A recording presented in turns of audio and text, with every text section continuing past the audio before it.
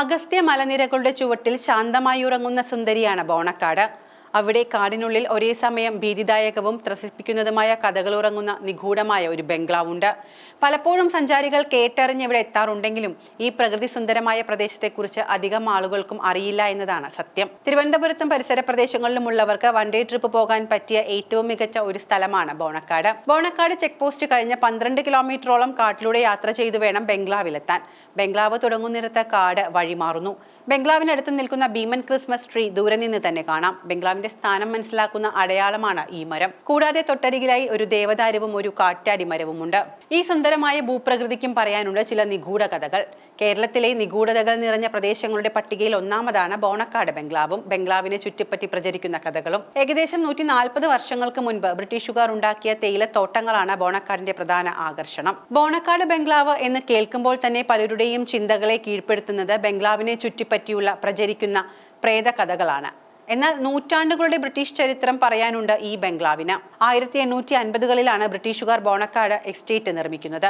ആകെ മൊത്തം 1400 ഏക്കറോളം വരുന്ന എസ്റ്റേറ്റിന്റെ ഭൂരിഭാഗവും തേയിലത്തോട്ടങ്ങളായിരുന്നു. തമിഴ്നാട്ടിൽ നിന്നും കേരളത്തിന്റെ മറ്റു ഭാഗങ്ങളിൽ നിന്നുമായി നിരവധി പണിക്കാരെ ഇവിടേക്ക് കൊണ്ടുവന്നു. ഇവർക്ക് താമസിക്കാൻ ലയങ്ങളും പണിതു. ബ്രിട്ടീഷ് ഭരണം അവസാനിപ്പിച്ച് ബ്രിട്ടീഷുകാർ ഇന്ത്യ വിട്ടുപോയിട്ടും തേയിലത്തോട്ടങ്ങളുടെ മേൽനോട്ടം ബ്രിട്ടീഷുകാരുടെ കൈകളിൽ തന്നെയായിരുന്നു. 1950നും 1960നും ഇടയിലാണ് എസ്റ്റേറ്റിൽ ബംഗ്ലാവ് പണിയുന്നത്. 1.5 നൂറ്റാണ്ട് മുൻപേ എത്തിയ വെള്ളക്കാർ ഈ പ്രദേശത്ത് തേയില കൃഷി തുടങ്ങി. 2500 ഏക്കർ സ്ഥലത്ത് കാട് വെട്ടിത്തെളിച്ച് അവർ തേയില ചെടികൾ നട്ടു. നാട്ടുകാരായിരുന്നു തൊഴിലാളികൾ. അവർക്ക് താമസിക്കാനായി ലയങ്ങൾ പണിതു. വെള്ളക്കാരനായ എസ്റ്റേറ്റ് മാനേജർക്ക് കുടുംബസമേതം താമസിക്കാനായി 1951ൽ പണിതതാണ് ഇവിടുത്തെ ബംഗ്ലാവ്. പിന്നീട് തൊഴിലാളി സമരത്തെ തുടർന്ന് തോട്ടവും തേയില ഫാക്ടറിയും അടച്ചുപൂട്ടി. അതോടെ എസ്റ്റേറ്റും ലയവും എല്ലാം ഉപയോഗശൂന്യമായി നശിച്ചു തുടങ്ങി.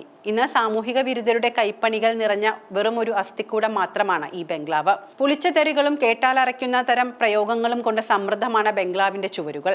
ആധുനിക രീതിയിൽ നിർമ്മിച്ച ഒരു കെട്ടിടമാണ് ഈ ബംഗ്ലാവ്. വിശാലമായ 4 മുറികൾ, കുളിമുറികളിലാകട്ടെ ബാത്ടബ് അടക്കമുള്ള സൗകര്യങ്ങൾ.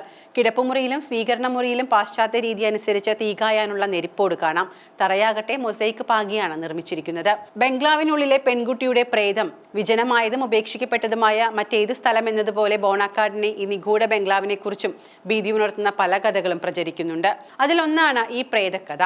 വെള്ളക്കാരനായ എസ്റ്റേറ്റ് മാനേജറും അദ്ദേഹത്തിന്റെ കുടുംബവുമായിരുന്നു 25 GB എന്ന പേരുള്ള ഈ ബംഗ്ലാവിൽ താമസിച്ചിരുന്നത്. താമസം മാറി അധികകാലം കഴിഞ്ഞില്ല. അദ്ദേഹത്തിന്റെ 13-കാരിയായ മകൾ ദുരൂഹ സാഹചര്യത്തിൽ കൊല്ലപ്പെട്ടു. ഇതോടെ ഇന്ത്യ മടുത്ത സായിപ്പ ലണ്ടനിലേക്ക് മടങ്ങി. എന്നാൽ പിന്നീട് ഇവിടെ താമസിച്ച പലരും ജനാലയ്ക്കൽ ഒരു കൊച്ചു പെൺകുട്ടിയെ കണ്ടുവെന്നാണ് കഥ. അവളുടെ പൊട്ടിച്ചിരികളും അട്ടഹാസങ്ങളും കേട്ടു എന്ന് പലരും പറയുന്നു. ഇപ്പോഴും ആ പെൺകുട്ടിയുടെ ആത്മാവ് ശാന്തി കിട്ടാതെ അവിടെ അലയുന്നു എന്നാണ് കഥ. വിറകുപെറുക്കാനായി ഇവിടെ എത്തിയ ഒരു നാടൻ പെൺകുട്ടിക്ക് പ്രേതബാധയുണ്ടായി എന്നും മറ്റൊരു കഥയും പ്രചരിക്കുന്നുണ്ട്. എഴുതാനും വായിക്കാനും അറിയാതിരുന്ന ആ പെൺകുട്ടി ബംഗ്ലാവിൽ വന്നതിന് ശേഷം പിന്നീട് സ്ഫുടമായി ഇംഗ്ലീഷ് സംസാരിക്കാൻ തുടങ്ങിയത്രേ.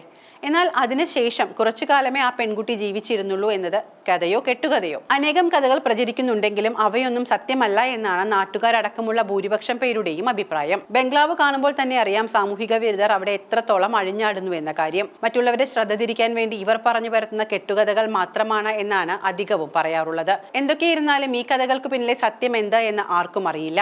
ഒരിക്കൽ വന്നു കഴിഞ്ഞാൽ വീണ്ടും വരാൻ തോന്നുന്ന, ഭാവിയിൽ മികച്ച ഒരു ടൂറിസ്റ്റ് സ്പോട്ട് ആവാൻ സാധ്യതയുള്ളതുമായ കേരളത്തിലെ ഏറ്റവും മനോഹരമായ സ്ഥലങ്ങളിൽ ഒന്നാണ് ബോണക്കാട്.